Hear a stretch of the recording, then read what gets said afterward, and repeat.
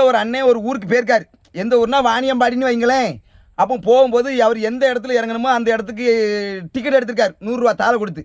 அப்போ சில்லறை கேட்டிருக்காரு. மிச்ச சில்லறை தாங்கண்டு. அப்போ கண்ட்ரக்டர் நடத்துனர் ஐயா வந்து என்ன சொல்லியிருக்காருன்னா, நீ இறங்கும்போது நான் தாரேன்.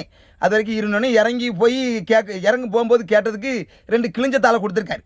கிழிஞ்ச தாள கொண்டுட்டு கடையில் போய் ஏதாவது வாங்கிறதுக்கு போயிருக்காரு. அந்த கடைக்காரன் இந்த ரூபா செல்லாது, நீ எங்கே வாங்கினி அங்கே கொண்டு கொடுத்ததுக்கு கண்ட்ரக்டர்கிட்ட கொண்டு அந்த நடத்துனர் அண்ணங்கிட்ட போய் கொண்டு கொடுத்ததுக்கு நடத்துகிற அண்ணன் துட்டை வாங்கினாரா வாங்கலையோ சட்டேர்னு செவ்வியில் ஒரு அடி கன்னத்தில் பலார்னு கேட்டது பார்க்கணும்.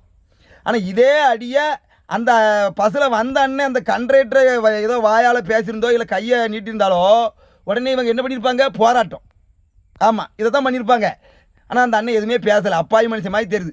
நானே நிறையா அடி பஸ்ஸுக்கு போவேன். 32 ரூபா டிக்கெட்டுக்கு 50 ரூபா கொடுப்பேன். அப்போ அவங்க டிக்கெட்டை எனக்கு கிழிச்சு தந்துட்டு என்ன சொல்லுவாருன்னா, நான் முன்ன போய்ட்டு பின்ன வரும்போது நான் தாரேன் பாரு. நான் வாய் திறந்து ஒரு நாள் கூட கேட்டது கிடையாது.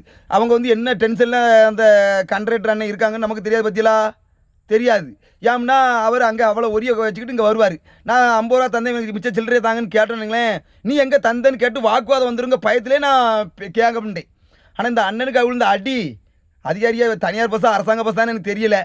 அடி அந்த மாதிரி விழுந்தது. நடவடிக்கை எப்படி எடுக்க போகிறாங்களோ தெரியல.